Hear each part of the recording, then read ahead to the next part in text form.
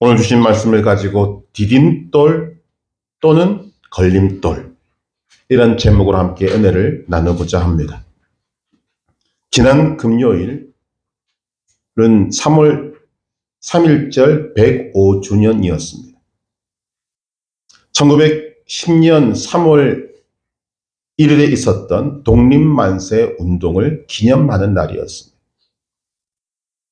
1919년 3월 1일은 1910년 8월 29일 경술국치, 즉 나라를 일본에 빼앗긴 후에 일본의 지배를 받던 한국이 일본의 식민 통치에 항거하고 독립선언서를 발표하고 대한독립 만세를 외쳤던 한국의 독립의사를 세계 만방에 알린 날이었습니다. 일본은 비폭력으로 진행된 이것을 총, 칼, 그리고 폭력으로 막았습니다. 이유는 독립을 외치는 것이 자신들의 식민 지배의 걸림돌이 되었기 때문입니다. 그런데 일본에게는 걸림돌이었던 이 3.1 만세 운동은 한국에게는 해방의 디딤돌이었다는 것입니다. 시간이 걸리기는 했지만 해방되기까지 이 날을 기점으로 끝없이 저항했고 또 해방이 되는데 발판이 되었던 것입니다.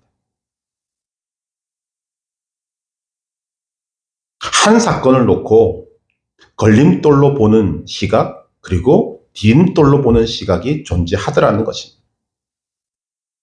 오늘 말씀은 온탕과 냉탕을 왔다 갔다 하는 베드로의 모습을 보여주고 있습니다. 오늘 말씀을 제대로 이해하려면 마태복음 16장 13절부터 있었던 예수님과 베드로의 대화를 살펴봐야만 합니다. 예수님께서 가이사랴 빌립보라는 도시에 들어가셔서 제자들에게 물으십니다. 사람들이 인자, 즉 자신을 누구라 하느냐? 제자들이 말합니다. 더러는 세례 요한, 더러는 엘리야, 더러는 어떤 이는 예레미야나 선지자 중에 하나라 합니다. 예수님께서 질문을 바꾸십니다. 그러면 너희는 나를 누구라 하느냐?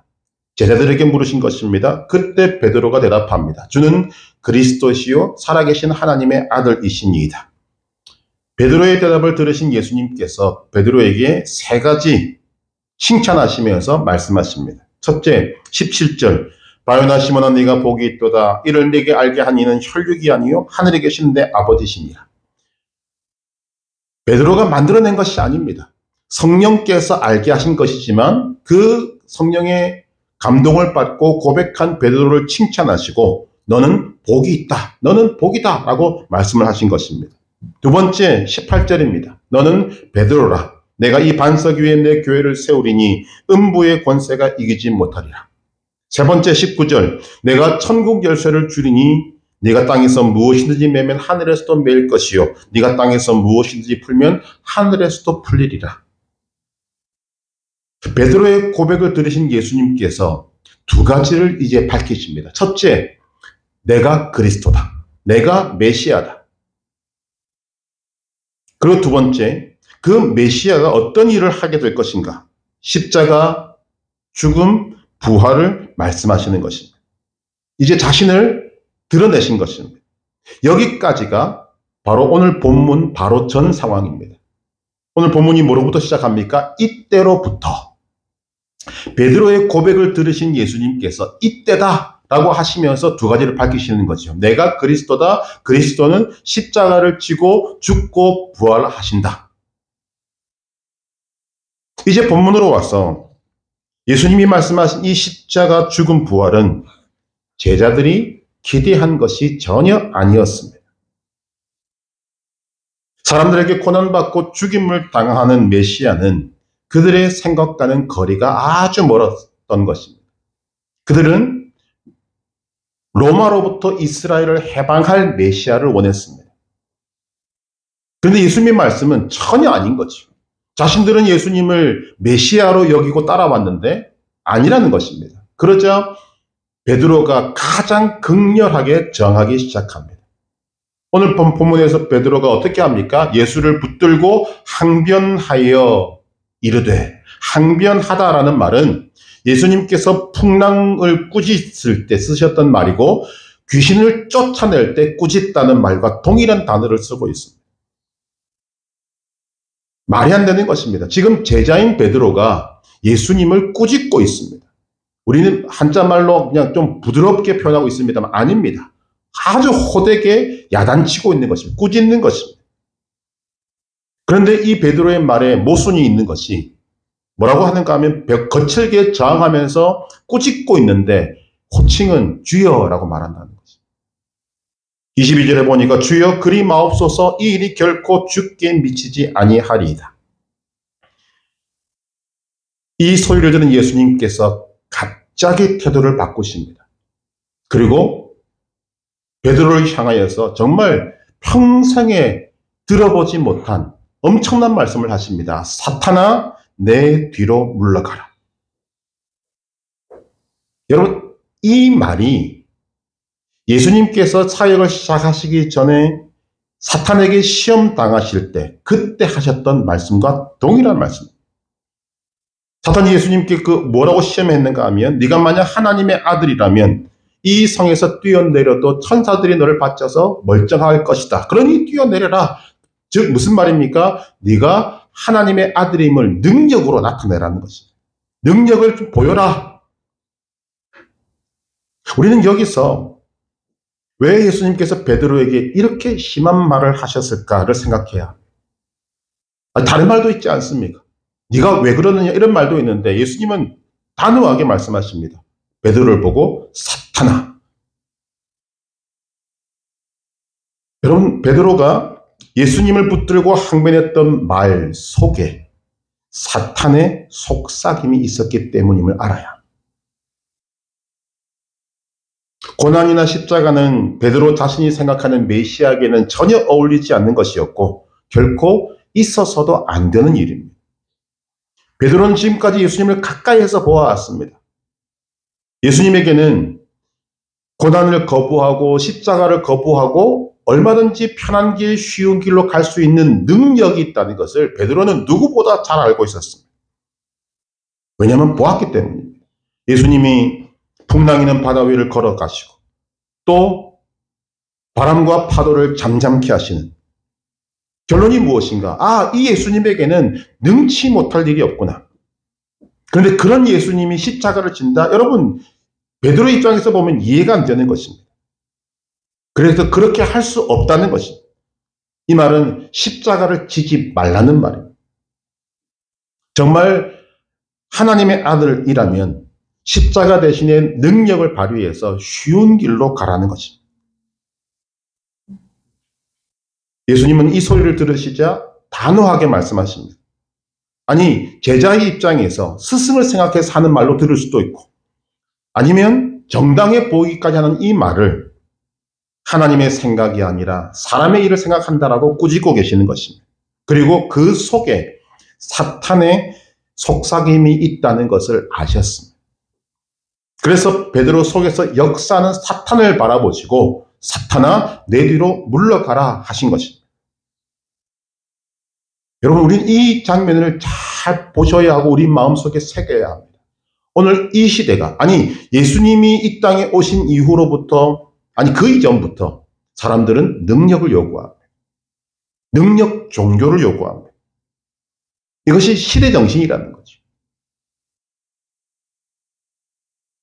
오늘날에도 기독교를 능력 종교로 오해하는 분들이 많이 있습니다. 교회 안에도 능력 하는 분들이 지금도 있고 많습니다. 그래서 그 능력을 가지고 교회가 세상에 영향력을 끼쳐야 한다라고 말하는 분들 있습니다. 저도 100번, 1000번 옳다고 생각합니다. 그런데 우리가 생각해야 될 것은 어떠한 영향력인가 하는 거죠. 교회가 어떤 영향력을 세상에 미쳐야 합니까? 라고 물을 때는 심각해지는 것입니다. 일반적으로 사람들이 교회의 영향력을 말할 때 뭐를 말합니까? 능력을. 그런데 오늘 말씀에서 예수님이 우리에게 말씀하시는 것은 교회의 영향력은 능력이 아니라 십자가다라고 말씀하십니다. 그리고 그 십자가의 길을 막는 것은 다 사탄의 계략이라고 말씀하시는 것입니다. 예수님의 능력은 세상이 기대하고 추구했던 힘에서 나오는 것, 능력에서 나오는 것이 아니라 세상이 부끄러워하고 꺼리었던 십자가에서 나오는 것입니다. 돌로 떡을 만드는 능력이 아니라 조롱을 견디며 십자가를 짊어지는 것을 통해서 나타난 능력이라는 거죠. 병을 고치고 귀신을 쫓아내는 능력이 아니라 자기를 부인하고 십자가를 지신 것을 통해서 나타나신 그 능력으로 영향력을 발휘해야 한다는 거죠. 여러분, 능력하면 누가 제일 바라겠습니까? 제가 제일 바랍니다. 저도 우리 서문화 교회 안에서 병이 낫고 귀신이 쫓겨나가고 능력이 나타나고 기적이 나타나기를 누구보다 바라는 사람입니다. 이것을 위해서 지금도 계속해서 기도하고 있습니다. 그런데 추구하는 목적이 어찌보면 여러분과는 좀 다를 수 있습니다. 모든 능력의 목적은 하나님의 목적과 같아야 합니다. 하나님의 목적이 무엇입니까? 우리를 입장에서 말하면 구원과 우리의 유익입니다. 모든 능력의 목적은 구원이어야 하고 모든 기적의 목적은 성도의 유익이어야. 여기서 조금이라도 벗어난다면 하나님이 기뻐하시는 것이 아니라 사탄이 좋아하는 것이 되는 것입니다. 여러분, 우리가 분명히 알아야 합니다. 병이 낫는다고 해서 구원 얻는 것 아닙니다. 귀신이 쫓겨난다고 해서 구원 얻는 것 아닙니다. 구원은 오직 십자가로만 얻습니다. 오직 예수 그리스도의 보혈로만 구원을 얻습니다. 그런데 우리는 능력을 바라는 거죠. 병이 낫기를 바라고 귀신이 쫓겨나기를 바라는 것입니다. 그런데 그 목적이 하나님의 목적과 같아야 하는데 하나님께서 병을 낫게 하신다면 그 병을 낫게 하는 목적은 구원이요 우리의 유익입니다. 하나님께서 이 시간에 귀신을 쫓아내신다면 그 목적은 구원이요 유익입니다. 누가복음 17장 11절 이하에 보면 예수님께서 길을 가시는데 저 멀리서 나병 환자 10명이 소리를 지릅니다. 사람들에게 가까이 올 수 없으니까 저 멀리 서서 자신들을 구원해달라고 외칩니다. 예수님께서 불쌍히 여기서 낫게 해주십니다. 그런데 10명이 고침을 받았는데 한 명만 예수님께 돌아왔습니다. 예수님이 물으십니다. 나머지 9은 어디 갔느냐?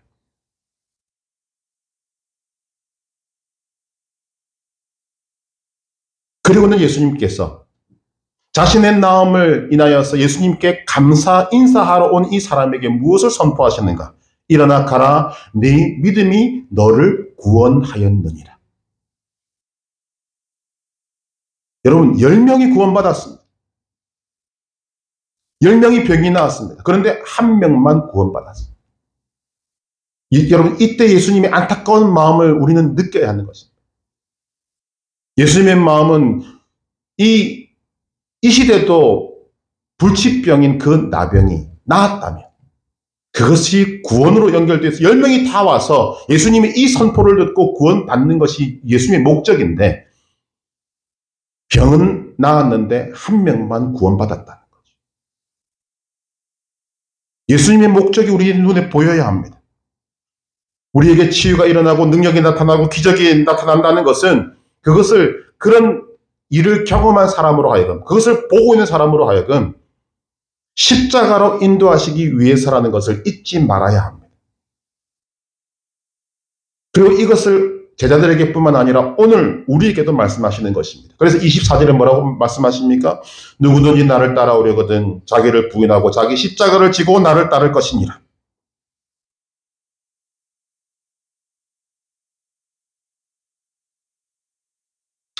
능력하는 사람들 나쁘다는 말씀을 드리는 것이 아닙니다. 그 능력을 추구하는 목적, 지향점이 어디냐?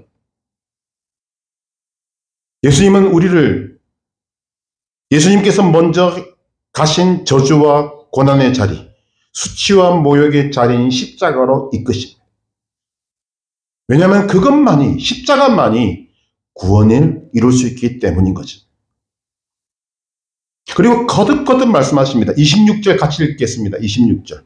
사람이 만일 온 천하를 얻고도 제 목숨을 잃으면 무엇이 유익하리요? 사람이 무엇을 주고 제 목숨과 바꾸겠느냐? 이렇게 해석해 드립니다. 사람이 온갖 능력을 발휘해서 온 천하를 얻고도 구원받지 못하면 무엇이 유익하냐?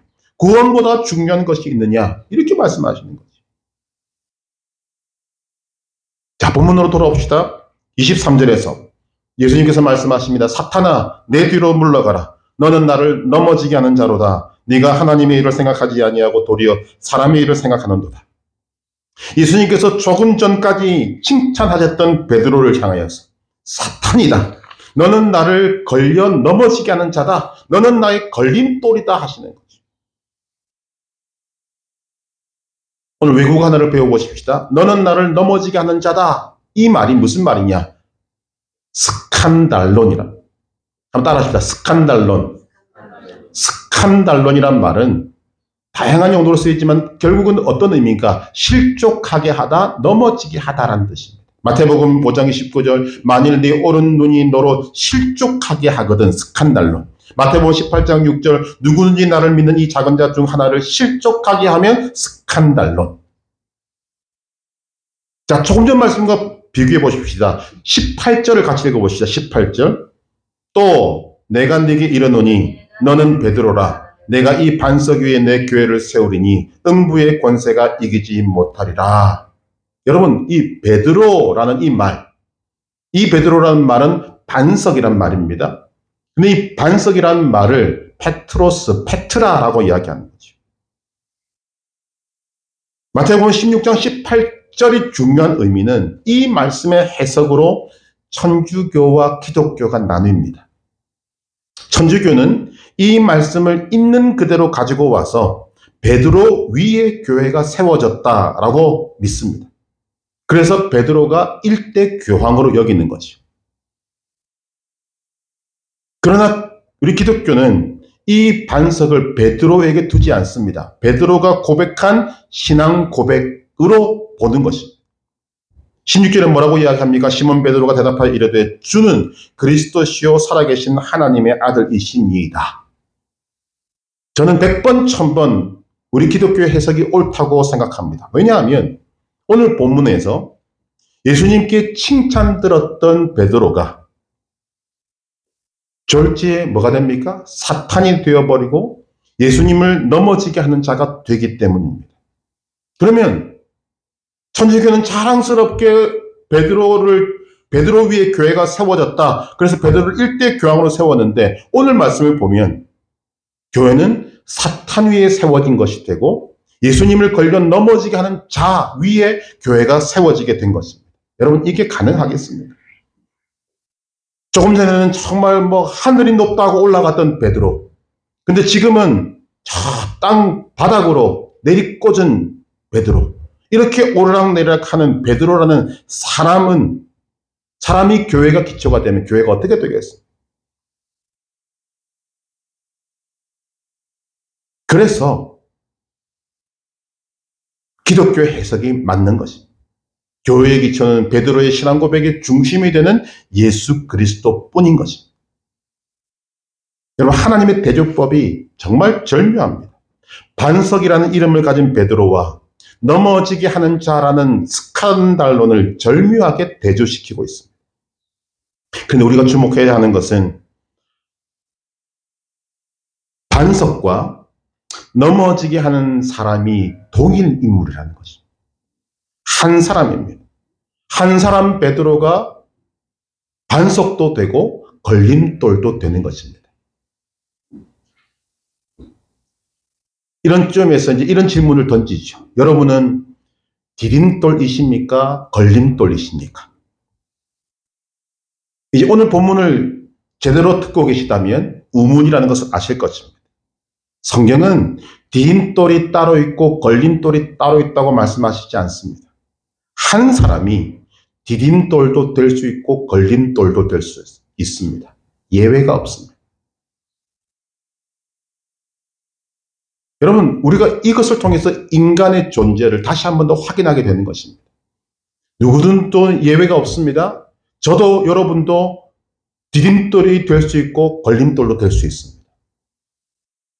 자, 그렇다면 성경이 한 사람 베드로를 통해서 왜 디딤돌과 걸림돌의 모습을 있는 그대로 보여주고 있는가? 결론 금방 내리지지 않습니까? 걸림돌이 되지 말고 디딤돌이 되라는 것입니다.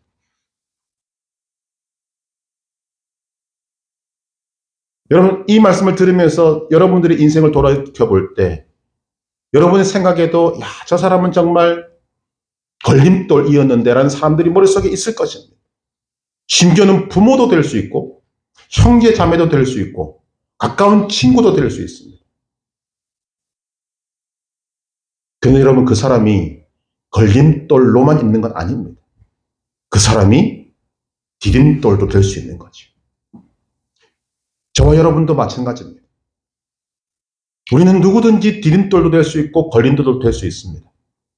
그런데 오늘 예수님은 베드로의 모습을 통해서 우리에게 걸림돌이 되지 말고 디딤돌이 되라고 하십니다. 그래서 우리가 어떻게 하면 디딤돌이 되고 어떻게 하면 걸림돌이 됩니까? 하나님의 일을 생각하는 사람이 디딤돌이고 사람의 일을 생각하는 사람이 걸림돌입니다. 23절을 말씀해 보니까 예수님 말씀하십니다. 네가 하나님의 일을 생각하지 아니하고 도리어 사람의 일을 생각하는도다. 베드로가 주 그리스도시요 살아계신 하나님의 아들이십니다 라고 할 때는 그는 디딤돌이었습니다. 예수님의 칭찬도 들었습니다. 인정도 받았습니다. 그러나 주여 그리 마옵소서 이 일이 결코 주께 미치지 아니하리다 할 때는 걸림돌이에요. 디딤돌이어서는 예수님이 인정도 받고 칭찬도 듣고 거기에 합당한 상도 받지만 걸림돌이었을 때는 사탄 소리도 듣고 넘어지게 하는 자라는 꾸지람도 듣습니다. 누가 디딤돌이 되고 누가 걸림돌이 됩니까? 하나님의 뜻에 맞는 생각을 하고 맞는 말을 하고 행동을 할 때는 디딤돌이 되지만 하나님의 뜻에 맞지 않는 생각을 하고 하나님의 뜻에 맞지 않는 말을 하고 행동을 하는 그 사람은 걸림돌이 되는 것입니다. 성경의 메시지는 명확합니다. 너희는 걸림돌이 되지 말고 디딤돌이 되라는 거죠. 걸림돌이 되지 말고 디딤돌이 되라는 예수님의 이 말씀은 성경에서 명확하게 드러나고 있습니다. 요한 1서 2장 17절을 보면 이 세상도 그 정욕도 지나가되 오직 하나님의 뜻을 행하는 자는 영원히 거하느니라. 구원도 그 안에, 상도 그 안에, 주님과 함께 영원히 거하는 모든 것이 어디 있습니까? 하나님의 뜻을 행하는 자에게 있다는 거죠. 디딤돌로 살아가는 자에게 주어진다는 것입니다. 하나님의 뜻이 무엇입니까? 다시 말씀드립니다. 하나님의 뜻은 우리 입장에서만 말씀드립니다. 구원과 유익입니다.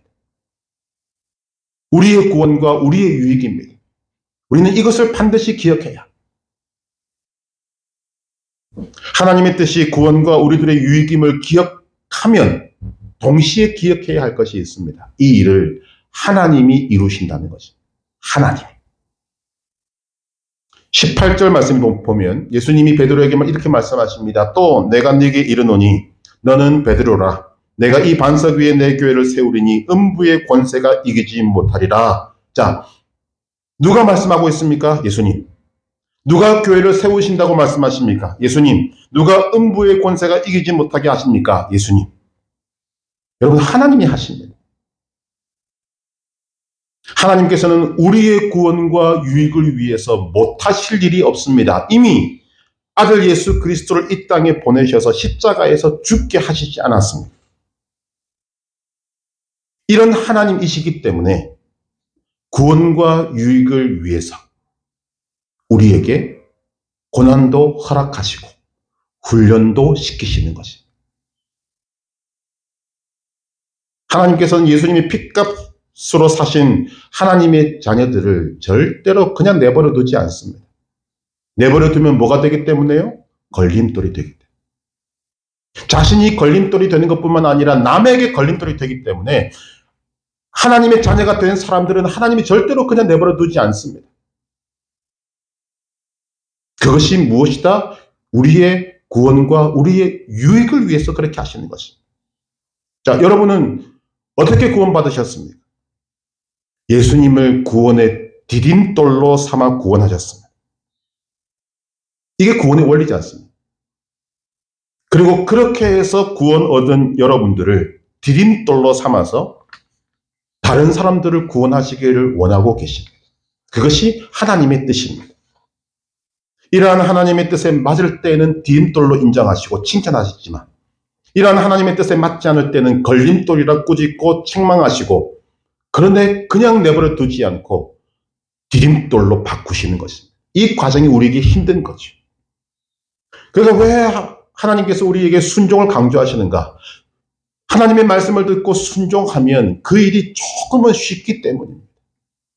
미리 자신을 내려놓고 하나님의 뜻을 알고 주님 제가 순종하겠습니다. 납작 엎드리면 훈련이 조금 쉽다는 거죠. 왜? 그렇게 납작 엎드린 사람은 걸림돌이 되지 않기 때문입니다. 하나님의 일을 생각하는 사람은 디딤돌, 사람의 일을 생각하는 사람은 걸림돌이 되는 것입니다. 사람의 일을 깊이 생각하다가 베드로가 어떤 말까지 듣습니까? 사탄아 소리까지 듣습니다. 잘 보셔야 해요. 진정으로 바랍니다. 여러분은 어떤 경우에도 걸림돌이 되지 않기를 바랍니다. 디딤돌로 평생을 살아가시기를 주님의 이름으로 축복합니다. 이런 디딤돌로 살아가는 사람의 특징은 자신에게 다가온 문제도 디딤돌로 만든다는 것입니다.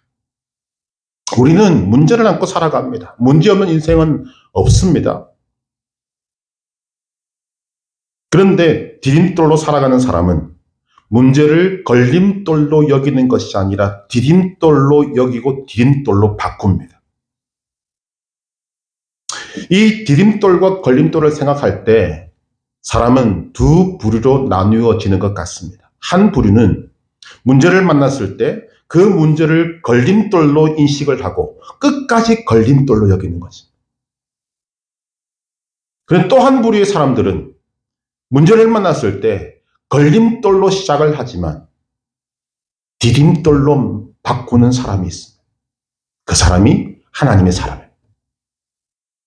여러분은 어떤 사람이십니까? 여러분 하나님의 자녀가 되었다는 의미가 무엇인가?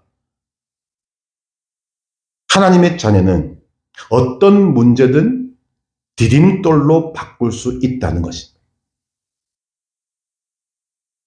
그렇게 할 수 있는 이유는 우리에게 하나님의 약속이 주어져 있기 때문입니다. 로마서 8장 28절 우리가 알거니와 하나님을 사랑하는 자 곧 그의 뜻대로 부르심을 입은 자들에게는 모든 것이 합력하여 선을 이루느니라. 모든 것이 합력하여 제한이 없다는 말입니다. 지금 당장 내게 와 있는 것이 좋은 것일 수도 있고 나쁜 것일 수도 있습니다. 우리는 좋은 것이 오면 기뻐하고 나쁜 것이 오면 침울하지만 믿음 있는 사람은 이 모든 것들을 하나님이 이것을 허락하셨다는 것은 이것을 바꾸어서 선으로 바꾸실 계획이 있겠구나 하고 본다는 거죠. 힘들지 않다는 말이 아닙니다.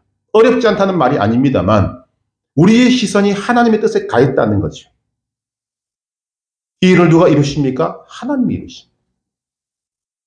하나님을 사랑하는 자는 하나님을 신뢰하는 자를 말합니다. 즉 하나님의 사랑을 알고 믿고 신뢰하는 자가 모든 것이 합력하여 선을 이루게 된다는 것입니다. 이런 말씀도 있습니다. 베드로전서 2장 19절 20절 부당하게 고난을 받아도 하나님을 생각함으로 슬픔을 참으면 이는 아름다우나 죄가 있어 매를 맞고 참으면 무슨 칭찬이 있으리요. 그러나 선을 행함으로 고난을 받고 참으면 이는 하나님 앞에 아름다우니라. 풀이해드리면 부당하게 고난을 받아도 슬퍼도 하나님을 생각하고 하나님의 뜻을 생각하고 참으면 칭찬이 있고 아름답다. 그리고 합력하여 선을 이루게 된다. 이것이 걸림돌을 디딤돌로 만드는 것입니다. 슬픔도 고난도 아픔도 하나님을 생각하고 참으면 아름답다. 하나님 보시기에 아름답다는 것입니다. 하나님은 그 아름다운 것을 우리에게 복으로 바꾸시는 것입니다. 선으로 바꾸어 주시는 것입니다.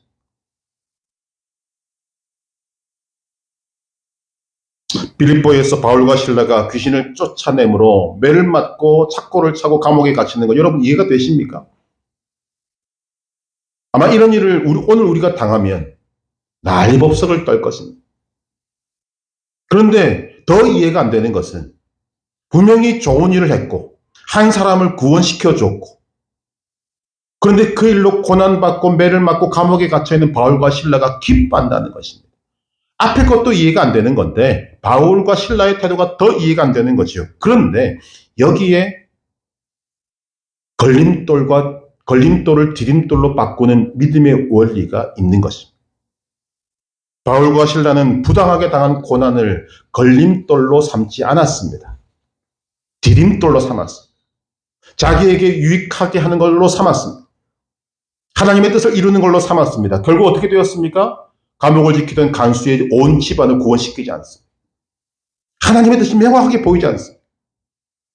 오늘 내가 부당한 고난을 받아도 화를 내지 않고 하나님을 생각하고 참으면 하나님의 뜻이 이루어집니다. 그 사람이 디딤돌입니다.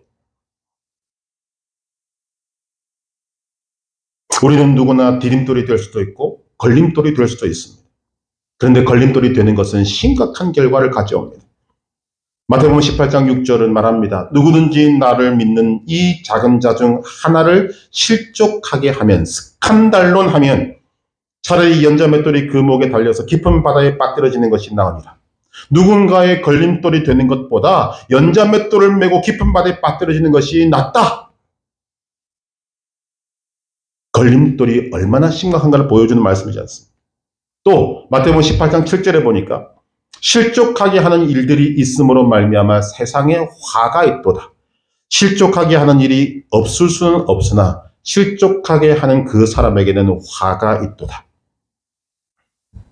여러분 이 세상에 왜 화가 있습니까? 걸림돌로 말미암아. 그리고 걸림돌이 되는 사람에게는 화가 있다고 하십니다.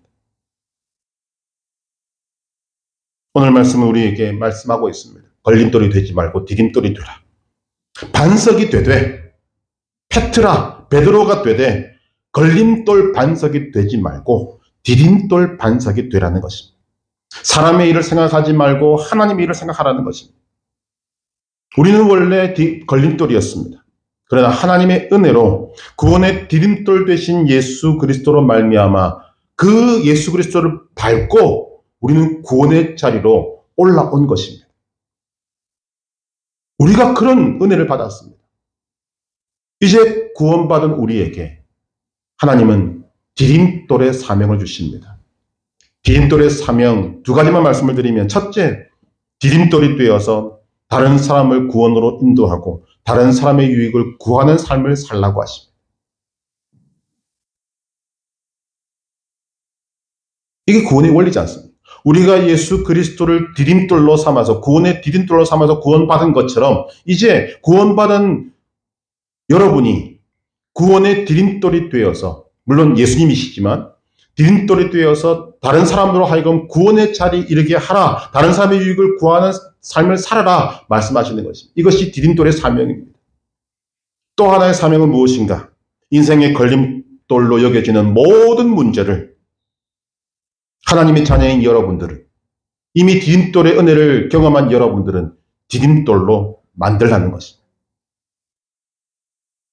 그것이 디딤돌 된 우리의 사명입니다.